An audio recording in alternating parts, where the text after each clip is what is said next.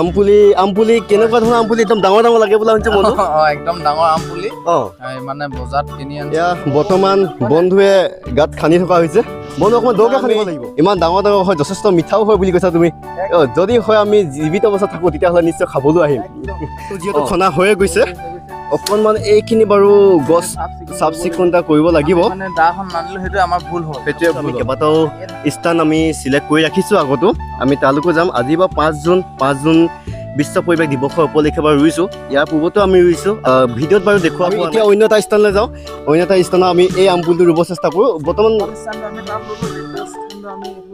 এইফালে স্কুলৰ ফ্ৰণ্টত আছোঁ সন্মুখত অকণমান আপোনাৰ স্কুলৰ পৰিৱেশ দেখাওঁ বুলি ভাবিছোঁ যিহেতু গছ পুলিকেইটা ৰোৱা হ'লে আৰু এইফালে বন্ধুবৰ্গৰ কেইজনমানে মাছো হেঁচি আছে মাছো ধৰি আছে এই অকণমান দূৰত মাছ পাইছে চাগে বন্ধু মাছ পাইছোঁ না একদম মজা ওলাইছে বুলি কৈছে পিছত চাই আছোঁ আপোনালোকৰ পৰিৱেশ দেখা পাইছে চেষ্টা কৰিম বাৰু এইফালে মাছ পাইছোঁ বুলি কৈছে অকণমান দেখুৱাই দিম আপোনালোকক এয়া মাছ ধৰি আছে মাছ পাইছে টিঙত আছে আহক অকণমান স্কুলৰ চহৰটো দেখাব চেষ্টা কৰিছোঁ এইফালে মাজত আছে মানে এইফালে এটা পাৰ আছে এম ই স্কুল এইখন এম ই গছ পুলি ৰোপণ কৰিলোঁ গছ থাকিলে মানুহ থাকিব এইবিলাক কথা আমি পাতিলোঁ হয় নাই বাৰু পৰিৱেশ সুৰক্ষাৰ কথা পাতিলোঁ কিন্তু তোমাৰ জীৱনৰ পথ পদক এই বিদ্যালয়ৰ পৰা আৰম্ভণি হৈছিল বুলি কৈছে তুমি যেতিয়া পঢ়িছিলা আৰু বৰ্তমান যি আমি আছোঁ এয়াৰ যুগত বিজ্ঞানৰ যুগত তেতিয়া শিক্ষা আৰু এতিয়া শিক্ষাৰ মাজত তুমি কি পাৰ্থক্য দেখা পাইছা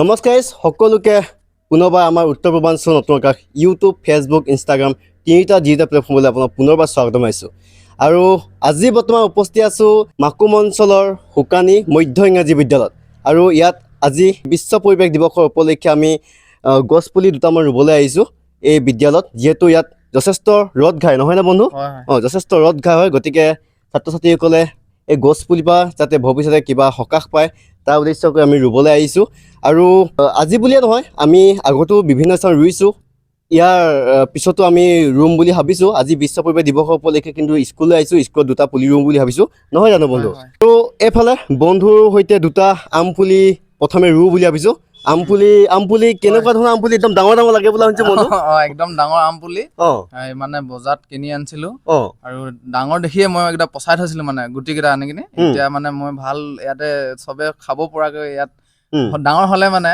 চবে খাব পৰা হ'ব বন্ধুৱে বজাৰৰ পৰা যিহেতু আম আনিছিলে সেই আমৰ গুটি পচাই থৈছিলোঁ বুলি কৈছে গতিকে ডাঙৰ আম পুলি হ'ল গতিকে বন্ধু ঘৰৰ পৰা মই আম পুলিকেইটা লৈ আহিছোঁ বন্ধুৰ সৈতে ৰুম বুলি আহিছোঁ গতিকে আমি প্ৰথম স্থান ইয়াতে ভাবিছোঁ ফাং লৈ আহিছোঁ ইয়াতে ৰুম নেকি প্ৰথমতে ইয়াত এটা যিহেতু ইয়াত ৰ'দ ঘাই জেগা আজি 5 জুন বিশ্ব পৰিৱেশ দিৱসৰ আগফালে চবে ৰুলে মই চাইছিলোঁ হয় সেইকাৰণে পিছফালে ৰুই দিওঁ পিছফালে ৰু যথেষ্ট এইফালৰ পৰা ৰ'দ আহে ন সেইকাৰণে এইফালৰ পৰাই দুটা ৰুই দিওঁ এইফালে এটা এইফালে এটা ঠিক আছে আমি প্ৰথমতে গছ পুলি গাঁতটো খান্দি লওঁ তাৰপিছত ৰুই আছোঁ ৰুলেওতো নহ'ব প্ৰতিপালনো কৰিব লাগিব নহয় জানো প্ৰথমতে আমি গাঁতটো খান্দি লওঁ এয়া বৰ্তমান বন্ধুৱে গাঁত খান্দি থকা হৈছে বন্ধু অকণমান দৌৰকৈ খান্দিব লাগিব যিহেতু গছ পুলিটো যথেষ্ট ডাঙৰ হয় আৰু ইয়াতো দীৰ্ঘজীৱী গছ নহয় জানো যদি আমিও জীৱিত হৈ থাকোঁ কাৰণ এজোপা যদি দীৰ্ঘজীৱী কাৰণ প্ৰায় 10-12 বছৰ পিছতহে লাগিব নহয় জানো চাই ভাল লাগিব যদি হয় এটা আমি ইমান ডাঙৰ ডাঙৰ হয় যথেষ্ট মিঠাও হয় বুলি কৈছা তুমি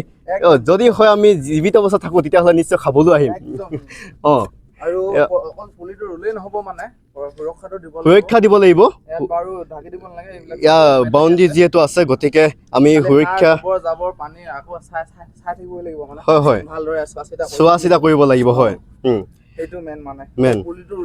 পুলিটো ৰুলেই নহ'ব এয়া বৰ্তমান আমি আম পুলিটো ৰুবলৈ লৈছোঁ বন্ধু গাঁতটো যিহেতু খনা হৈয়ে গৈছে অকণমান এইখিনি বাৰু গছ চাফ চিকুণতা কৰিব লাগিব মানে দাখন নানিলো সেইটো আমাৰ ভুল হ'ল সেইটোৱে ভুল হ'ল দাখন আনি কিনে এইবিলাক মানে পোক পতংগ হৈ আছে ন ওলাই যায় ন সেইটো আমি আকৌ আহিম এইবিলাকো লাহে লাহে আমি জুই দিম মানে এইটো আমাৰ শেষ মুহূৰ্তলৈকে আমি আহি থাকিব লাগিব এতিয়া বেছি দম হৈ গৈছে বেছি অকণমান দকৈ খান্দি পালে বন্ধুৱে গতিকে এতিয়া অলপ হ'ব বহুত বেছি কৰিব নালাগে কৃষ্ণ চিন্তি আমি গছ পুলিটো ৰোপণ কৰিছোঁ যাতে মাটি চবে দি দিব লাগে ভাল বুলি আমাৰ বন্ধু দুৰ্লভো আছে আমি অকণমান পিছত দেখাব চেষ্টা কৰিম বৰ্তমান যিহেতু কেমেৰামেন অৱস্থাত আছে ইয়াৰ প্ৰতিপালন কৰিব লাগিব বন্ধু যিহেতু ঘৰটো ওচৰতে আছে আহি থাকিব পাৰিব ময়ো আহিম মাজে মাজে ময়ো আহি থাকিম আৰু ইয়াতে বুলি নহয় ইয়াৰ পিছত আমি কেইবাটাও স্থান আমি চিলেক্ট কৰি ৰাখিছোঁ আগতো আমি তালৈকো যাম আজি বা 5 জুন বিশ্ব পৰিৱেশ দিৱসৰ উপলক্ষে বাৰু ৰুইছোঁ। ইয়াৰ পূৰ্বতো আমি ৰুইছোঁ, ভিডিঅ'ত বাৰু দেখুওৱা হোৱা নাই। আৰু আজিতো মানে এতিয়া ভিডিঅ' দি থাকা ন তুমি, সেইকাৰণে এতিয়া ভিডিঅ' কৰাটো তোমাৰ এটা ধৰি লও এটা প্ৰফেচনেল টাইপ হৈ গৈছে। ভিডিঅ' কৰিবলৈ মন যায় অকণমান দুই এটা কথা বেলেগো শিকিব। সেউজীয়া প্ৰকৃতিক সেউজীয়া কৰাৰ চেষ্টা হয় সেইটো সদায় থাকিব লাগে, সকলো মনৰ মানুহে সদায় থাকিব লাগে আৰু সকলো মানুহৰ থাকিব লাগে। আৰু এটা কথা বন্ধু, যিহেতু আজি পৰিৱেশ হৈছে, আমি যিহেতু উশাহ নিশাহ লৈ আছোঁ, হেৰি লৈ আছোঁ, আমি বিশুদ্ধ আমি নিশাহ লৈ থাকিব পৰা নাই, নহয় জানো? ধূলি মাকতি কত কি গৈছে, তেজৰ সৈতে মিলি গৈছে, সেই গৈয়ে আমাৰ মগজুত ঠেকা মাৰিছেগৈ গোটেই, হয়নে? বায়ু প্ৰদূষণ হৈছে, সেইকাৰণে সেইবিলাক হৈছে সূৰ্যৰ তাপমাত্ৰা এতিয়া গৰম কিমান উঠিছে, আমাৰ দিনত তাপমাত্ৰা বহুত হৈছে, গতিকে লৈ বহুতো বেমাৰো হৈছে। আমাৰ অসমত এতিয়া 40 ডিগ্ৰীলৈকে হৈ যায় কেতিয়াবা লৈকে, নহয় জানো? আমি এতিয়া অন্য এটা স্থানলৈ যাওঁ, অন্য এটা স্থানত আমি এই আম পুলিটো ৰুব চেষ্টা কৰোঁ। বৰ্তমান আমি তাত ল'লো, দ্বিতীয় স্থানটো আমি এইফালে বাছি লওঁ, অকণমান এফালে বাছি লওঁ বুলি ভাবিছোঁ। ইয়াত যিহেতু এটা ফুলৰ পুলি হৈছে, ফুলৰ পুলিটো যথেষ্ট ডাঙৰে হ'ব, এইটো ডাঙৰে হ'ব।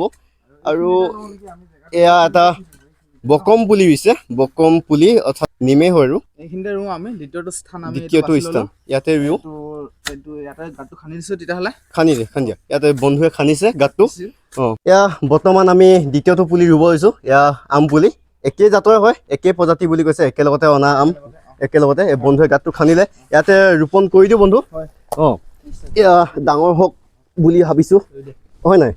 ডাঙৰ হওক, এয়া ভৱিষ্যত প্ৰজন্মৰ যিসকল ছাত্ৰ ছাত্ৰীয়ে পঢ়িব, তেওঁলোকেও চাহ পাব, নহয় জানো?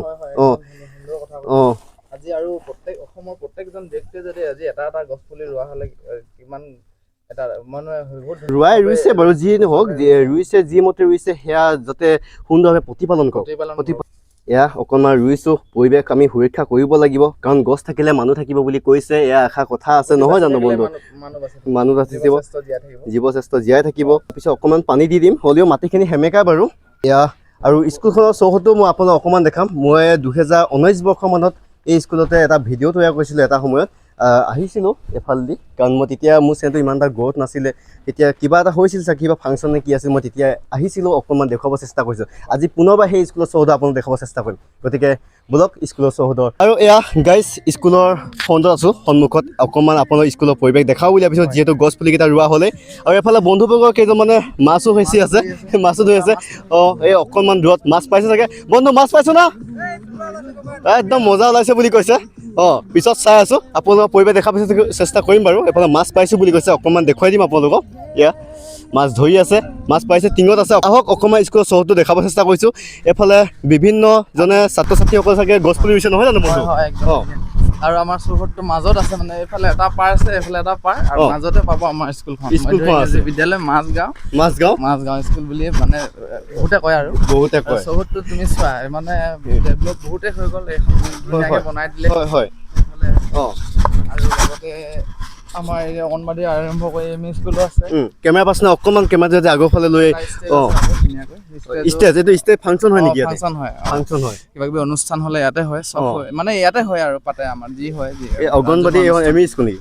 এইখন অংগনবাড়ী, এইখন এম ই স্কুল, এইখন এম ই স্কুল আছিলে, এইখন এল পি স্কুল। তোমাৰ জীৱনৰ পথ প্ৰদৰ্শক ইয়াৰ নেকি? ইয়াতে মই ইয়াৰ পৰা আৰম্ভ কৰি মানে মোৰ সৰু ল'ৰা শিক্ষা ইয়াতে, শৈশৱৰো শিক্ষা ইয়াতে, চব মানে ইয়াতে আৰু শৈশৱৰ মই ইয়াতে 8লৈকে পঢ়িলোঁ, ক্লাছ 8লৈকে। নৱম দশম মই আমাৰ গ্ৰাণ্টলৈ গৈছিলোঁ, মহাকালী গ্ৰাণ্ট বুলি কয়, সেয়ালৈ গৈছিলোঁ, তাতে পঢ়িলোগৈ। আৰু এতিয়া আমাৰ হেডমাষ্টাৰ আমাৰ তেতিয়া আমাৰ গাঁৱে আছিলে, আৰু এতিয়া এইফালৰ পৰা সেই নাও। বন্ধু যিহেতু আৰু এটা কথা প্ৰশ্ন সুধিব লাগিলে, যিহেতু গছ পুলি ৰোপণ কৰিলোঁ, গছ থাকিলে মানুহ থাকিব, এইবিলাক কথা আমি পাতিলোঁ, হয় নাই বাৰু? পৰিৱেশ সুৰক্ষাৰ কথা পাতিলোঁ, কিন্তু তোমাৰ জীৱনৰ পথ প্ৰদৰ্শক এই বিদ্যালয়ৰ পৰা আৰম্ভণি হৈছিল বুলি কৈছা। তুমি যেতিয়া পঢ়িছিলা আৰু বৰ্তমান যি আমি আছোঁ এআই যুগত, বিজ্ঞানৰ যুগত, তেতিয়া শিক্ষা আৰু এতিয়া শিক্ষাৰ মাজত তুমি কি পাৰ্থক্য দেখা পাইছা? তেতিয়া শিক্ষাটোৰ ইমান টেকন'লজি অহা নাছিলে, তাৰপিছত এআইটো এতিয়া আহিছে বাৰু।